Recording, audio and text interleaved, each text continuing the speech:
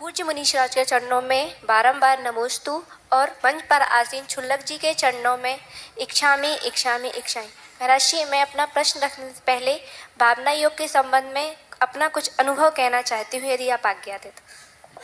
महाराज जी, भावना योग ने मेरे जीवन में हमेशा ही सकारात्मक परिवर्तन किया है, लेकिन इस बार गर्मी के समय पे मुझे डिस्क डेसिसेशन की प्रॉब्लम हो गई थी L4 L5 में, जिस कारण से मुझे इतना दर्द था कि मैं करवट भी नहीं बदल पाती थी। 1 महीने तक मेरा बेड रेस्ट चला। डॉक्टर को दिखाया, डॉक्टर ने कहा कि इसका लास्ट आपको उपाय ऑपरेशन ही है, क्योंकि इसमें दवाइयों से ठीक नहीं होती ये बीमारी। तब महाराज जी, मैं इतनी छोटी उम्र में मैं ऑपरेशन तो कराना नहीं चाहती थी। तब मैं भावना योग तो मैं रोज करती हूँ, लेकिन मैंने दोनों टाइम दृढ़ विश्वास के साथ महाराज जी भावना योग करना शुरू किया। और आज महाराज जी 4-5 महीने हो गए हैं, मैं अपने छठ आवश्यकों का पालन, स्वाध्याय करना, पूजन करना जमीन पर बैठ के बहुत अच्छे से करती हूँ महाराज। जबकि डॉक्टर ने कहा था आप जमीन को टच भी नहीं करेंगे, ना बैठ सकते हैं ना कुछ। अब 3-3, 4-4 घंटे महाराज जी मैं धर्म करती रहती हूँ, तो जमीन पर बैठ के सारी क्रियाएं पहले जैसी चल रही हैं, मुझे इतना सा भी दर्द नहीं है। तो महाराज जी, मेरा प्रश्न ये है कि भावना ही बंदना पैदल। हाँ महाराज जी, बंदना भी कल आए थे, कल ही आए और कल ही हमारी बंदना भी हो गई महाराज जी, बहुत अच्छे से पैदल, और इतना सा भी दर्द नहीं हुआ महाराज जी कमर में। तो महाराज जी, मेरा जब से मैंने भावना योग दृढ़ विश्वास के साथ करना स्टार्ट किया, तो तब से ही मैं आपसे मतलब ये पूछना चाहती थी कि महाराज जी, भावना योग में ऐसा कौन सा एंटीबायोटिक है कि मतलब उसको करने से हर दुख दर्द दूर हो जाता है? देखिए, इस बहन का जो अनुभव है ये आपका अनुभव भी हो सकता है। आपने पूछा भावना योग में ऐसा कौन सा एंटीबायोटिक है।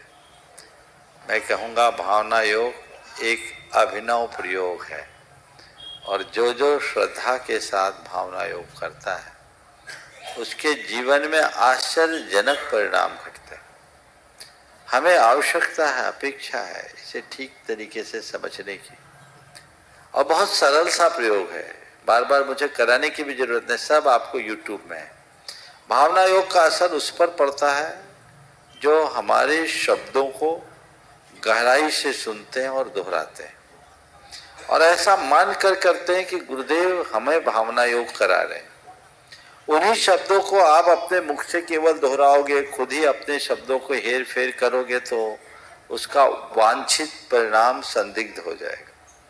लेकिन जब एक बार आप सुनते हो और एक बार दोहराते हो, तो वो आपके सबकॉन्शियस को बहुत गहराई तक प्रभावित करता है, और उसके साथ जो ऊर्जा प्रवाह है वह एक चमत्कार है। कल भी मैंने ऊर्जा के संदर्भ में कहा था, ये प्रयोग सबको करना चाहिए, इससे बड़ा परिवर्तन आएगा। और एक प्रयोग और मैं अभी कर रहा हूँ, कुछ दिन में खुद करूँगा, फिर आप लोगों को बताऊँगा कि इसमें और क्या परिवर्तन किया जा सकता है। लेकिन ये एक बहुत बड़ा कीमिया है हमारी सारी बीमारियों को नियंत्रित करने का। ये बात मैं आप सबसे कह सकता हूँ कि बीमारियाँ सेटल हो जाने के बाद बहुत ज़्यादा असर नहीं पड़ता, लेकिन उसका लाभ इतना होगा कि वो बढ़ेगी नहीं, जहाँ वहीं रुक जाएगी। और प्रारंभ में ही अगर आपने कर लिया तो बीमारी जड़ से उखड़ जाएगी, जैसे इस बहन ने किया। तो ये आप लोगों को देखना है। अब आपका जो आलस है वही आपका सबसे बड़ा शत्रु है। करना कोई नहीं चाहता, अब कौन करे। आप 45 मिनट का भावना योग, इतना तो समय नहीं, तो पड़े रहो, हमें क्या करना।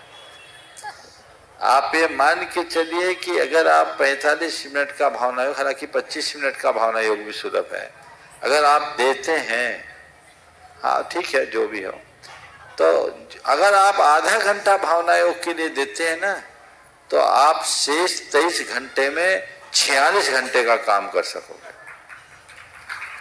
आपकी वर्क एफिशिएंसी, कार्य क्षमता बढ़ेगी, और आप और अधिक बेहतर परिणाम देंगे, क्योंकि उससे आपकी सकारात्मकता बढ़ेगी। देश का उद्धार हो सके, समाज का कल्याण हो सके। ये भावना योग केवल जैनों के लिए नहीं है, ये जन जन के लिए है, सबके लिए प्रयोग किया जाए।